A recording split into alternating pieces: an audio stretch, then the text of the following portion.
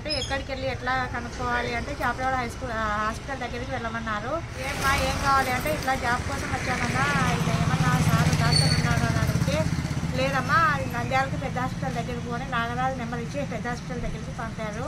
పెద్ద హాస్పిటల్ దగ్గరికి పోతే నాగరాజు కన్సల్ట్ అయ్యాము. నాగరాజునేమో అంకిరెడ్డి సార్తో మాట్లాడించారు.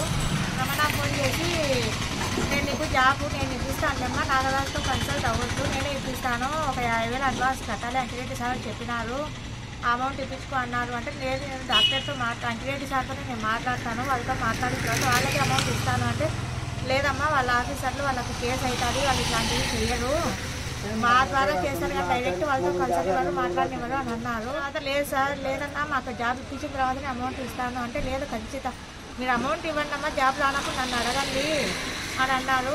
అంటే నేను 20,000 నేను బయట అప్పు తెచ్చి ఇచ్చాను, ఏదో ఒక 50,000 అడ్వాన్స్ ఇవ్వమ్మా, అడ్వాన్స్ ఇచ్చిన తర్వాత మీకు ఖచ్చితంగా జాబ్ ఇప్పిస్తామన్నారు. కార్యంలో క్లర్క్ పోస్ట్ వచ్చిందని ఏదో దొంగ సర్టిఫికేట్ చూపించాడు, ఫేక్ సర్టిఫికేట్ చూపించాడు. అది మేము రియల్ అనుకున్నాము. శ్రీనివాసరావు అంట, ఇంకా పెద్ద సార్లు అంట, వాళ్ళతో వీళ్ళతో లైన్ కాన్ఫరెన్స్ కాల్ పెట్టి మాట్లాడించారు.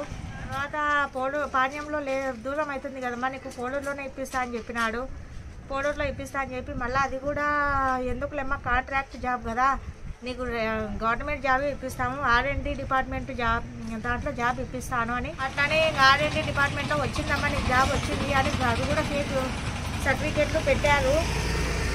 ఇదిగో ఈ సర్టిఫికేట్లు అన్నీ పెట్టారు. ఇవెల్లా నిజం అనుకున్నాను కానీ ఫేక్ అని తెలిసింది.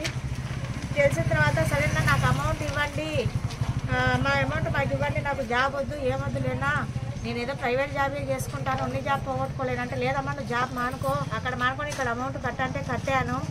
కానీ అమౌంట్ కట్టిన తర్వాత రేపు వస్తుంది, ఎల్లుండి వస్తుంది, 1 నెల ఓపిక కట్టమ్మా, డైరెక్ట్ గవర్నమెంట్ జాబే ఇప్పిస్తా అన్నాడు. అమౌంట్ ఇవ్వండి అన్నా, నాకు పరిస్థితి బాగలేదు, మాకు ఇంట్లో గొడవలు అవుతున్నాయి, మా వాళ్ళు అరుస్తున్నారు, మా పెద్దవాళ్ళు అరుస్తున్నారు అంటే, లేదమ్మా వాళ్ళు కూడా నన్ను కూడా మోసం చేస్తున్నారు, వాళ్ళ అమౌంట్ ఇవ్వడం లేదు, నేను నీకు ఇవ్వాలంటే చేతులు చేయాల్సి వస్తుంది, స్థలం అందిస్తాను, పొలం అందిస్తాను, ఇల్లు ఇస్తాను అంటున్నాడు. కానీ ఇచ్చి కూడా 4 నెలలు అవుతుంది కానీ ఇంతవరకు ఏమి ఇవ్వడం లేదు. ఇంటి దగ్గర పోయి అడిగితే వాళ్ళ భార్య వాళ్ళ నాన్న వాళ్ళైతే రివర్స్ అవుతున్నారు, మేము ఇయ్యము, ఇస్తాము వాళ్ళతో ఇప్పించుకొని ఇస్తాము, వాళ్ళు ఎప్పుడు ఇస్తారో తెలియదు కదా, వాళ్ళు ఇచ్చినప్పుడే ఇస్తాము, ఈ డబ్బులు అయితే యాడికి పోవు అని అంటున్నారు, రివర్స్ అవుతున్నారు. సరే కానీ ఇక్కడ SP ఆఫీస్ దగ్గరికి వచ్చాము. ఈరోజు మండే కదా, మండే ఇది స్పందన కార్యక్రమంలోకి వచ్చి SP సార్కి కంప్లైంట్ చేశాము. ఆ సార్ ఇక్కడ 3 టౌన్ పోలీస్ స్టేషన్కి వెళ్ళి అక్కడ కూడా కంప్లైంట్ ఇవ్వమన్నారు, ఇక్కడ కూడా కంప్లైంట్ ఇచ్చాము.